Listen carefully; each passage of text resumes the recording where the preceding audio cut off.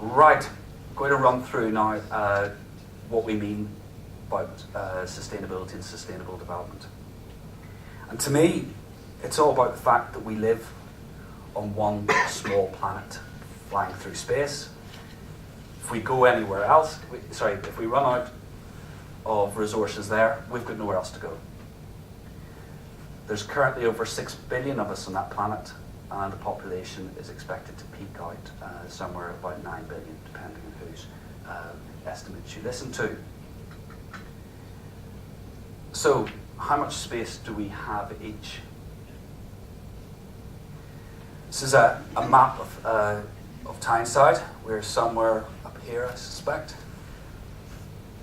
And each of us needs some space to exist in. We all have a flat or a house or some physical space. We have a place we work at. That takes up a little bit more space.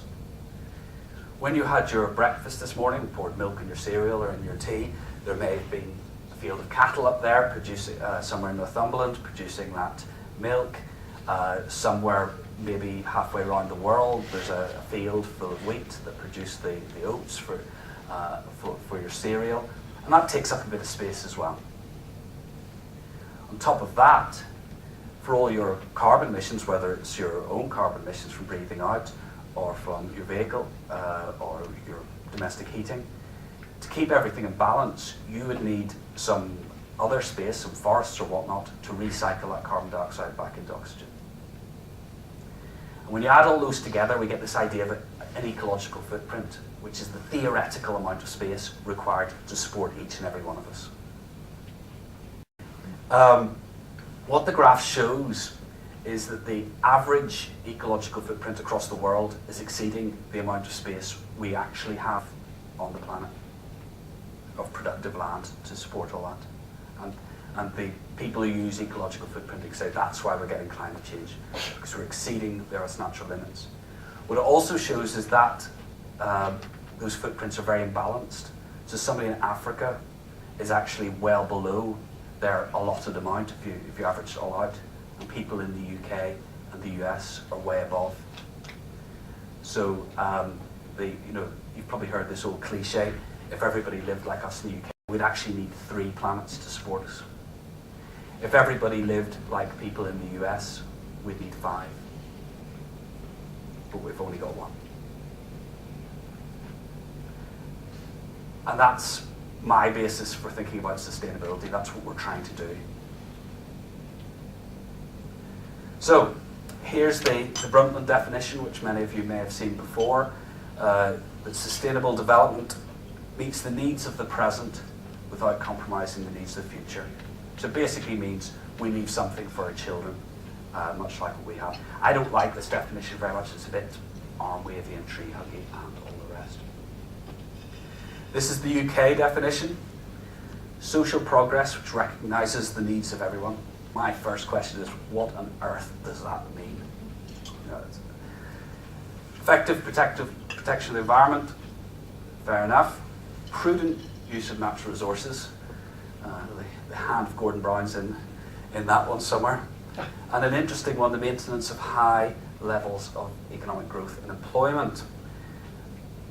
That starts to become a bit of a problem, because globally we've never been able to decouple growth in the economies and growth in carbon emissions. The two go hand in hand. The UK will say we've decoupled them to a certain extent. The US will say we've decoupled them to a certain extent. But what we've tended to do is outsource all our dirty industries to places like China. And then we turn around and point the finger and say, look, they're building so many power stations per second, or whatever the latest ridiculous statistic is. But globally, it's actually all balancing out. And as economic activity rises, carbon emissions rise with them. And we've got a big dilemma there, is do we want to start curbing growth in order to bring those emissions down? Or do we have to work harder to decouple the two, to really make things efficient? Right, my definitions, I try and spell it out a bit more. What we're actually trying to do is save the planet and solve world poverty at the same time. Because those poor people who are keeping our impacts in check, they're not doing it because they're all driving fancy Toyota Priuses or solar-powered houses. They're doing it because they're living in grinding poverty. So it's this double dilemma, trying to keep within the Earth's natural resources and give all those people a decent standard of living. More of my definitions. People mix up sustainability and sustainable development. I define it as sustainability is that point we're trying to get to, that maybe nirvana, where everybody's got a decent quality of life and the Earth's not suffering, and sustainable development is the process of trying to get there. This is another way that people tend to break down sustainability. They say that we've got to consider environment, the economy, and society. A bit like the points on the UK definition of sustainability, and somewhere in the middle, somewhere here, if you get it right, you hit sustainability. And I, again, hate that because it's just meaningless nonsense in some ways. It's also quite dangerous because certainly if you go back 5 or 6 years, virtually every sustainability strategy gave an example of sustainable development in the region or in a city or something like that, a charity that was doing recycling. So it had social ends, it had economic ends, it had environmental ends. And that's fair enough, there's nothing wrong with that.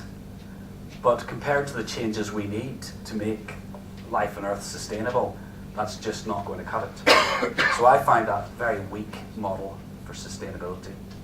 What I prefer is this one, that the economy exists within the needs of society. So society puts all the values of equity, freedom, liberty, all those social values we have, and the economy doesn't exceed those in any way. And society as a whole lives within the natural limits that living on one piece of rock floating through space puts us under. You don't see that one so much, but I think it's a much more powerful model.